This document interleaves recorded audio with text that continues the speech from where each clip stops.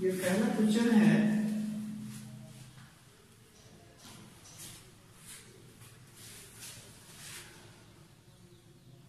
ये 6.1 कहता है एक्सप्लेन द टर्म विस्कोसिटी।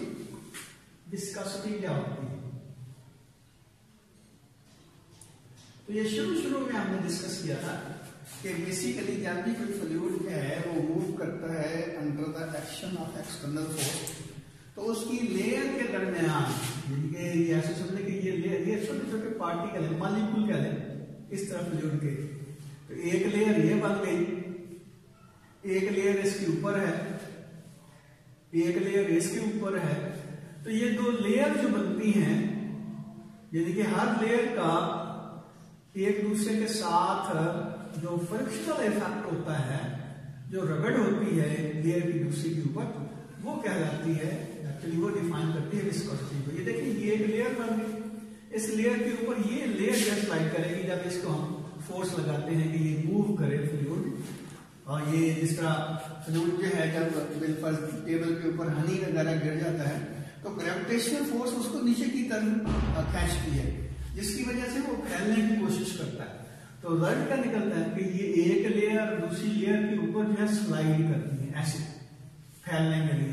तो ये इन दोनों लेयर्स के दरमियान जो फ्रिक्शनल इफेक्ट होगा, जो रगड़ होगी, उसका जो कोएफिशिएंट बनता है वो कहलाती है विस्कोसिटी। यानी कि जितनी दो लेयर के दरमियान फोर्स ऑफ फ्रिक्शन कम होगी, विस्कोसिटी कम होगी, और तेजी के साथ लेयर एक दूसरे के ऊपर स्लाइड करेंगे तो जाहिर है वो ऑब्जेक्ट, वो फ्लूइड जो है ज्यादा तेजी के साथ फैल जाएगा टेबल के ऊपर अगर वो गिरता है। लेकिन अगर इनका फ्रिक्शनल इफेक्ट ज्यादा है तो जाहिर है ये स्लो मूव करेंगे लेयर के एक दूसरे के ऊपर, तो डेफिनेटली क्या होगा, ये जो इसकी जो फैलाव है टेबल के ऊपर, यानी एक्सपेंशन जो है वो कंपैरेटिवली स्लो होगी। इस तरह हनी और पानी की एग्जांपल है, शहद जो है अगर गिर जाता है टेबल के ऊपर तो वो आहिस्ता आहिस्ता फैलता है, लेकिन उसके मुकाबले में अगर पानी जो है गिरता है तो वो तेजी से फैल जाता है टेबल के ऊपर। उसकी वजह यही होती है कि इनके दरमियान जो फ्रिक्शनल इफेक्ट है हनी में ज्यादा है दो लेयर के दरमियान, और पानी में कंपैरेटिवली कम होता है। तो ये जो विस्कोसिटी होती है ये कई फैक्टर्स के ऊपर डिपेंड करती है। For example size of the molecule के ऊपर डिपेंड करती है, शेप ऑफ द मॉलिक्यूल्स के ऊपर डिपेंड करती है, इंटरमॉलिक्यूलर फोर्सेस भी उनके ऊपर डिपेंड करती है। लेकिन हम इतनी कुछ चीजें इसको हमें बताने की जरूरत नहीं है। अच्छा, एक बात और कि इसकी यूनिट क्या होगी, ये देखिए हमने इसे याद रखिए। एक बात और है, किसी भी जो है हमारा क्या कहते हैं कि क्वांटिटी, फिजिकल क्वांटिटी, उसकी यूनिट निकालने का आसान तरीका ये होता है कि वो है कोई ऐसी इक्वेशन ले लें जिसमें वो क्वांटिटी इन्वॉल्व हो। फॉर एग्जांपल हम ये ड्रैग फोर्स के लिए जो हमने रिलेशन निकाली थी, यानी कि स्टोक्स थ्योरम पढ़ा था कि एफडी जो है 6 पाई ईटा आरबी के बराबर। अब यहां से हम ईटा की जो यूनिट्स हैं वो निकाल सकते हैं। कैसे? ये देखिए ईटा किसके इक्वल हो जाएगा, ये एफ ऊपर आ जाएगा और नीचे क्या आ जाएगा 6 पाई आरबी। अब ईटा फोर्स के है यूनिट न्यूटन, इसके कोई यूनिट नहीं है, यानी कि एसआई यूनिट्स जो आएंगे वो किसके बराबर होंगे, ऊपर आ जाएंगे न्यूटन। 6 पाई की यूनिट नहीं है, आर रेडियस है, मीटर इसके यूनिट होंगे, और वेलोसिटी के मीटर पर सेकंड, ये सेकंड ऊपर चला जाएंगे, न्यूटन सेकंड बन जाएंगे ऊपर, और नीचे क्या आ जाएगा मीटर स्क्वायर। इसका मतलब ईटा के जो यूनिट बनेंगे वो न्यूटन सेकंड और मीटर स्क्वायर के इक्वल होंगे। शायद मैं ये बता नहीं सका था पहले, तो मुझे याद आया, मैंने बता दिया। अगला क्वेश्चन है, what is drag force? What will be the effect of drag force acting upon a small sphere of radius R moving down through a liquid dependent. कहते हैं ड्रैग फोर्स से क्या मुराद है? तो ये भी हमने कुछ चीज से डिस्कस किया था कि कोई भी ऑब्जेक्ट जो है जब किसी फ्लूइड के अंदर मूव करता है तो उसको जो रेजिस्टेंस का सामना करना पड़ता है, अपोजिशन का सामना करना पड़ता है फ्लूइड की तरफ से, वो कहलाती है ड्रैग फोर्स।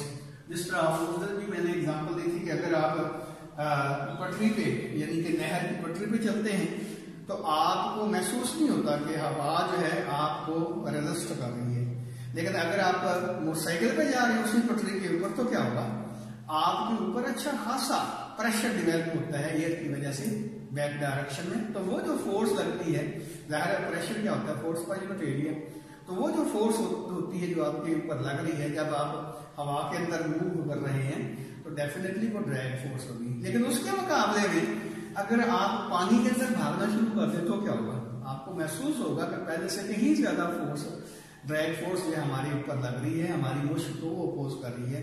तो इसका मतलब ये होगा कि पानी की ड्रैग फोर्स ज्यादा होगी, एयर की ड्रैग फोर्स से कंपैरेटिवली कम होगी। और अगली बात उसने ये पूछी है कि अगर एक स्फीयर जो है वो मूव करता है फ्लूइड के अंदर, तो उसके ऊपर जो ड्रैग फोर्स लगती है वो किन किन फैक्टर्स के ऊपर डिपेंड करती है। तो ये देखिए, ये आपने स्टोक्स लॉ का हवाला देना है। According to Stokes law FD = 6 pi eta RV। इसका क्या मतलब हुआ, 6 पाई है कांस्टेंट, तो नंबर 1 FD डिपेंड करता है विस्कोसिटी के ऊपर, यानी कि विस्कोसिटी ऑफ द फ्लूइड जिसके अंदर ऑब्जेक्ट जो है या बॉल जो है वो मूव कर रही है।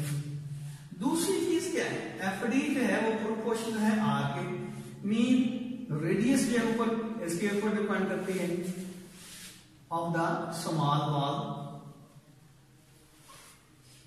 जो बॉल है उसका रेडियस बढ़ता जाएगा, फोर्स की वैल्यू जो है वो बढ़ती जाएगी। और तीसरी चीज इसके ऊपर ड्रैग फोर्स डिपेंड करती है वो है वेलोसिटी, यानी कि स्पीड जो है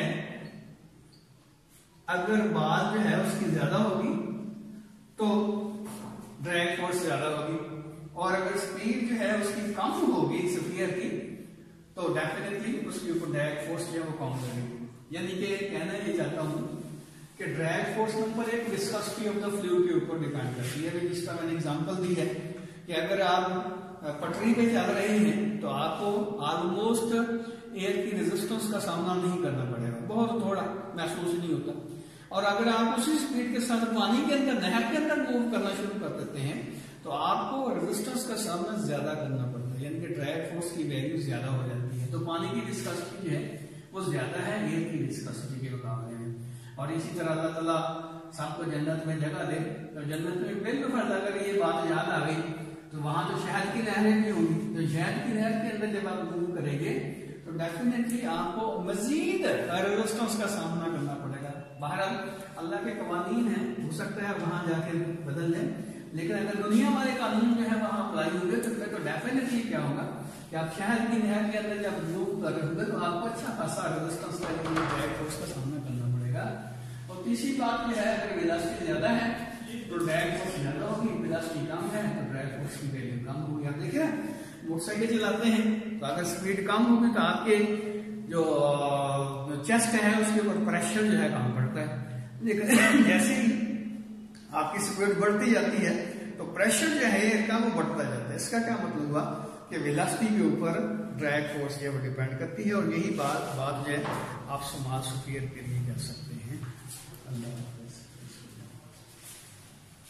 हाँ 6.3 Why fog droplets appear to be suspended in air। आजकल वैसे भी सर्दी पड़ रही है तो आप देखें कि ये जो धुएं के कतरे होते हैं वो हमें एयर के अंदर जो है सस्पेंड नजर आते हैं, ऐसे महसूस होता है जैसे ये एयर के अंदर मुअल्लक है। तो कहता है कि इसकी वजह क्या है कि ये जो ड्रॉपलेट होते हैं फोग के वो एयर के अंदर सस्पेंड क्यों नजर आते हैं, कैसे हमें महसूस होता है जैसे ये मुअल्लक है, मूव नहीं कर रहे, डाउनवर्ड नहीं आ रहे, हालांकि डेफिनेटली वो डाउनवर्ड मूव करते हैं, उनकी एक पर्टिकुलर टर्मिनल वेलोसिटी होती है। तो आपने कहना है कि चूंकि जो मास है या रेडियस जो है फोग के ड्रॉपलेट्स का वो बहुत समान होता है, तो हमने ये पढ़ा था कि टर्मिनल वेलोसिटी जो होती है ड्रॉपलेट की वो r के स्क्वायर के प्रोपोर्शनल होती है। जितना रेडियस या कम होता जाएगा स्क्वायर टाइम वेलोसिटी जो है टर्मिनल वेलोसिटी कम होती जाएगी। अब होता क्या है, ये देखिए ये ड्रॉपलेट है, इसका चूंकि रेडियस बहुत कम है और जाहिर है इसका मास भी बहुत कम होगा, इसका वेट भी कम होगा। तो जब ये डिवेल्प होता है तो बहुत जल्द इसकी जो वेलोसिटी होती है वो टर्मिनल वेलोसिटी को अटेन कर लेती है, यानी कि जैसे ही ये ड्रॉपलेट जो है वो डेवलप हुआ, बना है, तो थोड़ी ही देर के बाद इसकी जो वेलोसिटी होती है वो टर्मिनल वेलोसिटी बन जाती है। और वो टर्मिनल वेलोसिटी की वैल्यू जो है क्योंकि रेडियस के ऊपर या मास के ऊपर डिपेंड करती है। तो ड्रॉपलेट जो है फोम का, उसका ड्रॉप मास जो है वो भी बहुत कम है, उसका रेडियस भी बहुत कम है। तो जब रेडियस कम होगा तो उसकी dt जो है वो बहुत समान होगी, वेरी समान, क्योंकि इसका रेडियस जो है वेरी स्मॉल, आर जो है वेरी वेरी स्मॉल होता है। इसका मतलब यह है कि dt की वैल्यू वेरी स्मॉल। जब dt की वैल्यू इतनी स्मॉल होती है कि हमें महसूस नहीं होता तो नीचे की तरफ आ रहा है, तो हम ये कहते हैं कि ये ड्रॉपलेट जो है वो सस्पेंड है एयर के अंदर, ये नीचे मौजूद है। तो दोबारा देखिए कि dt जो है आर के स्क्वायर के प्रोपोर्शनल है। dt जो है वेरी स्मॉल होगी, क्यों बोला कि रेडियस जो है वो बहुत स्मॉल है। रेडियस के स्मॉल होने की वजह से टर्मिनल वेलोसिटी इसकी बहुत स्मॉल होती है, इसलिए ये नीचे की तरफ आ तो रहा है लेकिन वेरी वेरी स्मॉल वेलोसिटी के साथ। तो हमें ऐसे महसूस होता है कि जैसे ये ड्रॉपलेट जो है वो एयर के अंदर मौजूद है, सस्पेंड है, नीचे नहीं आ रहा। तो एक्चुअली ये नीचे आ रहे होते हैं वेरी स्मॉल वेलोसिटी के साथ। अगला क्वेश्चन है explain the difference between laminar flow and turbulent flow. Laminar flow और टर्बुलेंट फ्लो में क्या फर्क होगा? तो लैमिनर फ्लो में हमने ये पढ़ा था कि जो फ्लूइड है वो स्ट्रीम लाइन में फ्लो करता है, यानी कि उसके पार्टिकल जो है एक दूसरे को फॉलो करते हुए जाते हैं। एक स्ट्रीम लाइन ये बन गई, एक स्ट्रीम लाइन ये बन गई, और इस तरह ये मूव कर रहे हैं, इस तरह ये स्ट्रीम लाइन बन गई। तो जब पार्टिकल जो है एक दूसरे को फॉलो करते हुए जाते हैं, स्ट्रीम लाइंस में मूव करते हैं, तो इसका मतलब ये हुआ कि ये इसकी जो फ्लो है वो रेगुलर है और इसको लैमिनर फ्लो कहते हैं। यानी कि एक लेयर बनी फ्लूइड की पार्टिकल्स की, फिर उसके ऊपर दूसरी, फिर उसके ऊपर तीसरी, इस किस्म की जो फ्लो है उसको लैमिनर फ्लो कहते हैं। और इसमें होता ये है कि चूंकि पार्टिकल जो एक दूसरे को फॉलो करते हुए जाते हैं तो किसी किस्म की डिस्टर्बेंस नहीं होती, इसलिए नॉइज भी क्रिएट नहीं होता। और आमतौर पर क्या होता है कि जब फ्लूइड जो है वेरी लो वेलोसिटी से मूव करता है तो उसकी जो फ्लो होती है वो लैमिनर फ्लो होती है। तो इसमें नो नॉइज,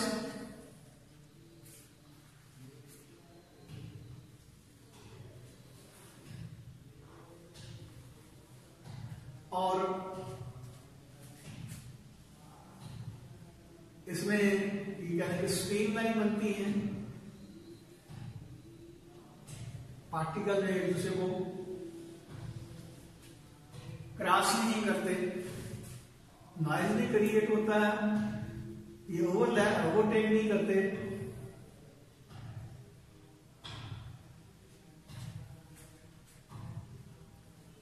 इसका क्या मतलब हुआ कि इस किस्म की जो फ्लो है इसमें ये रेगुलरिटी होती है, पार्टिकल एक दूसरे को फॉलो करते हुए जाते हैं, और हम हर पार्टिकल की वेलोसिटी जो है प्रेडिक्ट कर सकते हैं।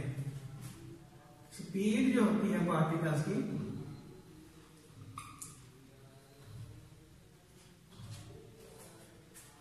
प्रेडिक्टेबल होती है।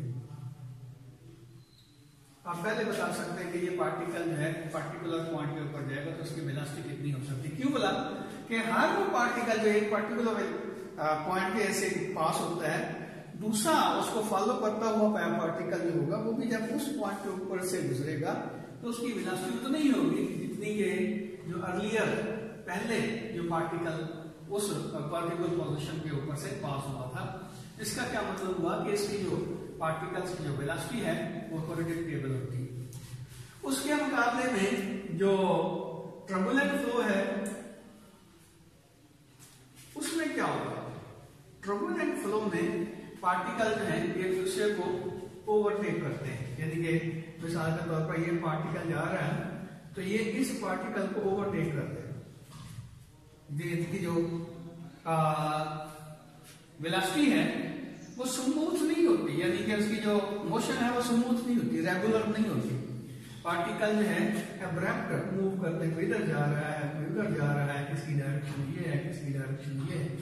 बिल्कुल उसी तरह जिस तरह के आप ये क्या कहते हैं कि हेड के ऊपर जाते हैं, पानी जो पीछे से नहर से आ रहा है, लेकिन ये जो यहाँ से उसको कंट्रोल किया जाता है कि ये पानी जो है वो फॉल करता है, तो जब फॉल करता है इधर इसकी जो फ्लो होती है वो लैमिनर होती है, ऑलमोस्ट ये लैमिनर फ्लो होती है। और यहाँ जो है इसकी फ्लो जो है यहाँ से जो स्ट्रीम लाइन से ये आ रही है, लेकिन यहाँ जो है स्ट्रीम लाइन जो डिस्टर्ब हो जाती है सारी की सारी। तो ये जो फ्लो होती है ये हेड से आगे, इसको हम नाम देते हैं टर्बुलेंट फ्लो का।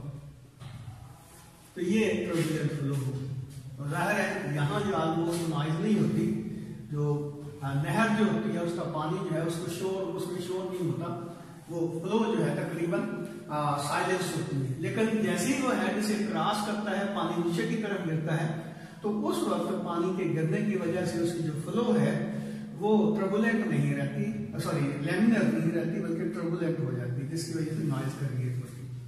तो इसका मतलब यह है कि इररेगुलर जो फ्लो होगी उसको हम टर्बुलेंट फ्लो कहेंगे, और रेगुलर फ्लो जो होगी पार्टिकल्स की उसको हम लैमिनर फ्लो कहेंगे। अगला क्वेश्चन है ये 8वां, 2 row boats moving parallel in the same direction are pulled towards each other, explain। ये क्वेश्चन है 6.8। इसमें क्या है, कहता है कि 2 बोट्स जो हैं वो पैरेलल मूव कर रही हैं, तो एक दूसरे को अट्रैक्ट करती हैं, उसकी क्या रीजन है। तो ये देखिए कि आप बोट्स को ऊपर से देख रहे हैं, तो बोट जो होती है उसकी जो डिजाइनिंग होती है वो कुछ यूं होती है, ऐसे इस तरह, दरमियान से उसका एरिया जो है बढ़ जाता है और एंड से उसका एरिया कम होता है, ताकि उसको जो फ्रिक्शन है उसका सामना या ड्रैग फोर्स का सामना जो है वो कम करना पड़ेगा। अब ये दोनों बोट्स जो है बिल्कुल एक दूसरे को पैरेलल इधर मूव कर रही है, तो इनके लिहाज से जो पानी होगा वो किधर जाएगा, जाहिर है पानी की फ्लो जो है कुछ नहीं होगी इसके अंदर से, इसलिए इनकी वजह से इनके रिस्पेक्ट में पानी जो है वो इधर मूव कर रहा है, ऐसे ये यहां से जो स्ट्रीम लाइन आएगी वो इधर ऐसे, ये इस तरह। इसका क्या मतलब हुआ कि पानी की जो फ्लो है वो अगर हम बोट के लिहाज से देखें और इधर इस तरह, यानी कि ये सिचुएशन जो है कुछ यूं होगी, तो ये देखें यहां जो पानी इन 2 बोट्स के दरमियान से एंटर होगा, यहां उसको एरिया ज्यादा मिल रहा है, लेकिन यहां एरिया जो है वो कम हो गया। जब एरिया कम होगा तो डेफिनेटली यहां पे जो स्पीड है पानी की वो बढ़ जाएगी। यहां स्पीड जो है v1 कह लें और यहां v2 कह लें, यहां v2 कह लें, तो इनके मुकाबले में इसकी वेलोसिटी यहां पे यानी कि बोट के दरमियान में जो स्पेस बनती है उसमें वेलोसिटी जो है ज्यादा होगी। वजह क्या है, दोबारा देखें कि इधर जो है अनलिमिटेड एरिया है, इधर भी अनलिमिटेड एरिया है पानी के लिए, लेकिन यहाँ एरिया जो है वो लिमिटेड है, और वो उसका जो एरिया है वो वैसे भी यहाँ से नैरो हो गया है, ये कम हो गया है। इसका क्या मतलब हुआ कि यहाँ पे एरिया की वैल्यू कम तो वेलोसिटी ज्यादा होगी, according to equation of continuity. और यहाँ एरिया जो है जाहिर है अनलिमिटेड है, इधर भी पानी है, इधर भी पानी है, सारे का सारा पानी को एरिया मिल रहा है। तो इसका क्या मतलब हुआ कि यहाँ एरिया और यहाँ एरिया जो है वो तो ज्यादा है, लेकिन यहाँ एरिया जो कंपैरेटिवली कम हो गया। तो नतीजा क्या निकलेगा कि जहाँ पे एरिया कम होता है वहां पे वेलोसिटी ज्यादा हो जाती है, और जहाँ पे वेलोसिटी ज्यादा होती है फ्लूइड की वहां पे प्रेशर जो है वो डिक्रीज हो जाता है। इसका मतलब यहाँ प्रेशर P1 कह लें, यहाँ P2 कह लें, यहाँ P2 कह लें, तो इधर प्रेशर कम, इधर भी ज्यादा, इधर भी ज्यादा। तो रिजल्ट क्या निकलेगा, रिजल्ट ये निकलेगा कि ये दोनों एक दूसरे को अट्रैक्ट करना शुरू कर देंगे, क्योंकि यहाँ प्रेशर जो है कम है, इधर ज्यादा है, इधर ज्यादा है, तो प्रेशर का ग्रेडियंट जो है वो इस डायरेक्शन में, यानी कि इधर से इस डायरेक्शन में बनेगा, इधर से इस डायरेक्शन में बनेगा, तो ये एक दूसरे को अट्रैक्ट करना शुरू कर देंगे। यानी कि ये देखिए V1 जो है वो ग्रेटर है V2 से, तो इसका क्या मतलब हुआ कि P1 जो है वो लेस होगा किससे, P2 से। तो ये एक बात और देखेंगे, बच्चे जो हैं ये कह देते हैं कि प्रेशर डिक्रीज हो जाता है, ये नहीं बताते कि वाटर का प्रेशर डिक्रीज होता है। ये लाजमी तौर पे आपको लिखना है कि वो पानी जो दोनों बोर्ड्स के दरमियान से पास हो रहा है वहां पे प्रेशर जो है वाटर का डिक्रीज होता है। तो pressure of the water decrease, यहाँ पे पानी का प्रेशर डिक्रीज हो जाता है, साइडों पे पानी का प्रेशर जो है वो ज्यादा हो जाता है। तो पानी का प्रेशर कम होने की वजह से जाहिर है इधर ज्यादा है, प्रेशर इधर ज्यादा है, तो ये दोनों फोर्स एक दूसरे को अट्रैक्ट करना शुरू कर देती है। तो इस वजह से जब फोर्स जो है एक दूसरे को पैरेलल मूव करती हैं तो वो एक दूसरे को अट्रैक्ट करती है, पुल करती है। अगला क्वेश्चन ये है, explain how the swing is produce in a fast moving cricket ball. एक फास्ट मूविंग क्रिकेट बॉल में स्विंग जो है वो कैसे प्रोड्यूस होती है। ये वैसे तो हमने पहले भी डिस्कस किया था, चाहे तो आप पुराना जो है लेक्चर उसको देख सकते हैं। बहरहाल मैं दोबारा बता देता हूं। ये देखिए, ये आपके पास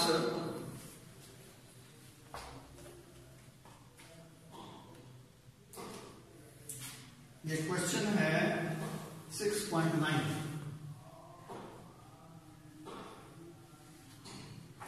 तो इसमें क्या है, ये एक बॉल है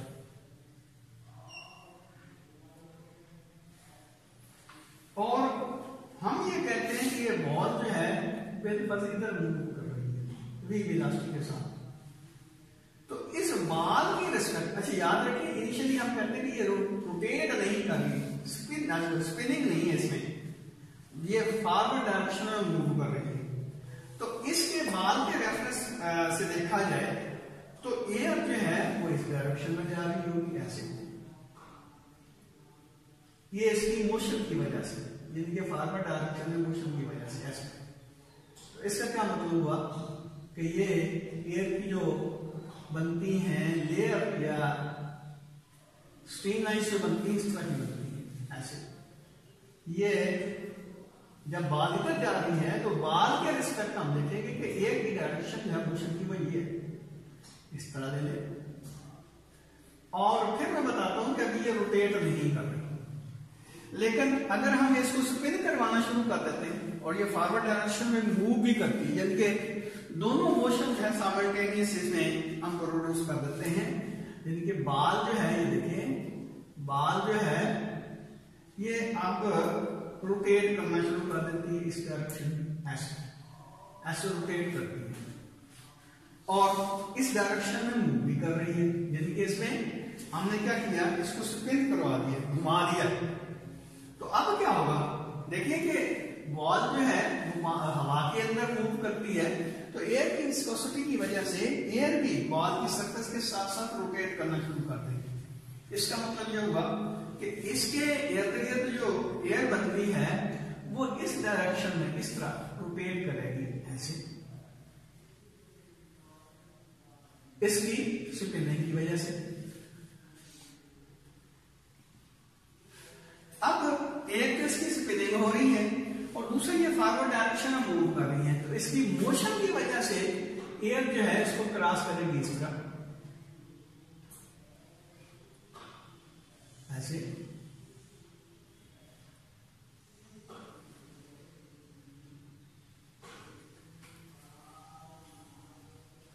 अब ये देखिए, यानी कि एयर की जो मूवमेंट होगी बॉल के रिस्पेक्ट वो इधर होगी।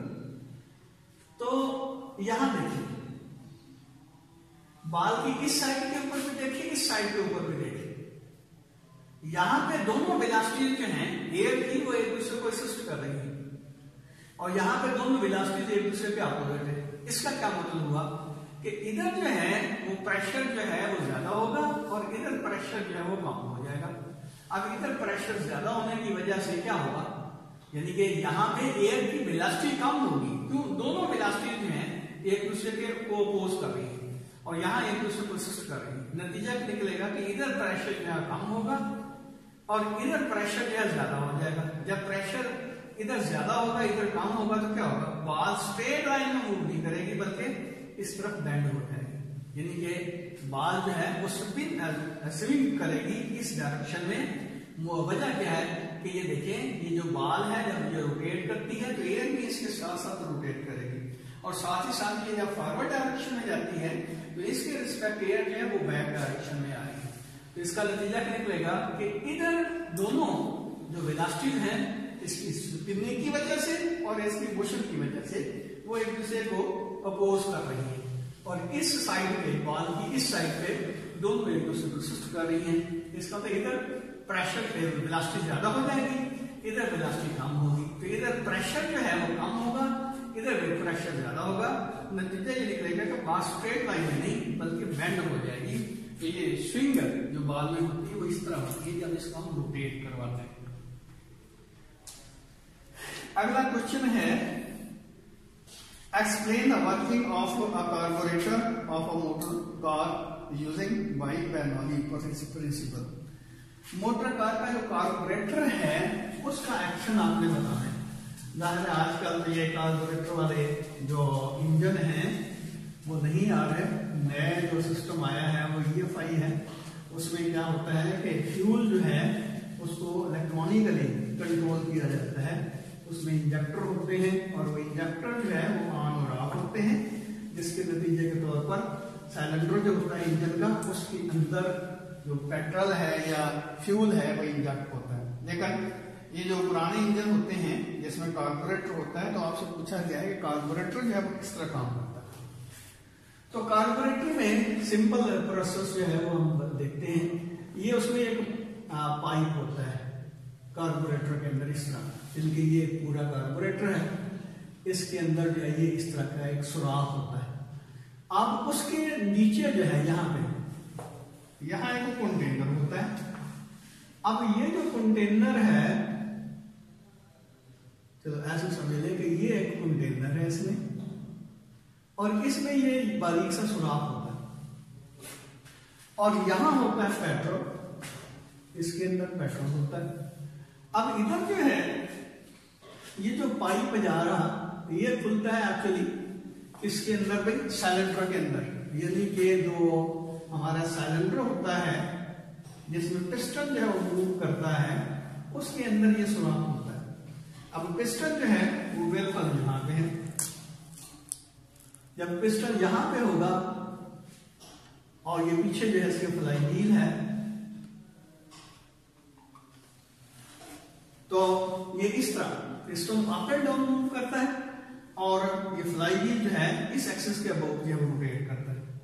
अब ये देखें कि जब ये पिस्टन जो है बैक आ रहा है तो क्या होगा, पिस्टन बैक आ रहा है, इधर से एयर जो है वो शूट करती है इसके अंदर, क्योंकि ये नेगेटिव प्रेशर जो है डिवेलप करता है। बिल्कुल उसी तरह जिस तरह इंजेक्शन वो लगाते हैं तो उसमें क्या होता है कि जो सिरिंज होती है उसको जो है अपना इंजेक्शन के अंदर जो उसकी नीडल जो है इंसर्ट की जाती है और पीछे से उसको खींचा जाता है। जब खींचा जाता है तो क्या होता है, वो नेगेटिव प्रेशर जो है जनरेट होता है, जिसकी वजह से वो जो फ्लूइड होता है वो उसके सिरिंज के अंदर एंटर होना शुरू हो जाता है। यहाँ भी ये देखें कि जब पिस्टन नीचे की तरफ आ रहा होगा तो ये नेगेटिव प्रेशर जो डिवेलप करता है, तो इधर से एयर जो है इसमें शूट करती है। जब एयर शूट करती है तो जाहिर है एयर का प्रेशर जो है वो कम हो जाता है। क्यों, एयर की वेलोसिटी ज्यादा होगी तो एयर का प्रेशर जो है वो कम हो जाएगा। यहाँ से एयर जो है इसके अंदर एंटर होती है इधर से, ये जो होल होता है इसके अंदर से, तो यहाँ जो है ये जो पेट्रोल यहाँ पे पड़ा हुआ है वो क्या करेगा, उसके ऊपर प्रेशर जो है यहाँ पे डिक्रीज हुआ तो ये यहाँ से इरेक्ट होगा, ऊपर की तरफ निकलेगा, और यहाँ जो पेट्रोल जो है एयर के अंदर मिक्स होके इस सिलेंडर के अंदर जो है वो एंटर होना शुरू हो जाएगा। यानी कि बेसिक बात क्या हुई कि जब इसका जो फ्लो है एयर का वो फास्ट हो जाएगा, इसकी स्पीड जो है वो ज्यादा हो जाएगी, तो प्रेशर इसका कम हो जाता है। प्रेशर के कम होने की वजह से ये जो पेट्रोल है या फ्यूल है वो इसके अंदर जो है ऊपर की तरफ आता है और वो एयर के अंदर मिक्स होकर सिलेंडर के अंदर एंटर हो जाता है। तो बेसिकली ये प्रोसेस है कार्बोरेटर का। मीन कार्बोरेटर जो है उसका फंक्शन जो है वो बेस करता है कि जहां पे प्रेशर जो है, यहाँ पे वेलोसिटी जो है या फ्लूइड की स्पीड जब ज्यादा होती है वहां पे प्रेशर जो है डिक्रीज हो जाता है। तो प्रेशर के डिक्रीज होने की वजह से यहाँ से जो पेट्रोल है या हमारा फ्यूल है वो इसके अंदर एंटर होता है और वो फिर किसके अंदर चला जाता है, ये सिलेंडर के अंदर एंटर हो जाता है। तो ये कार्बोरेटर इस तरह काम करता है।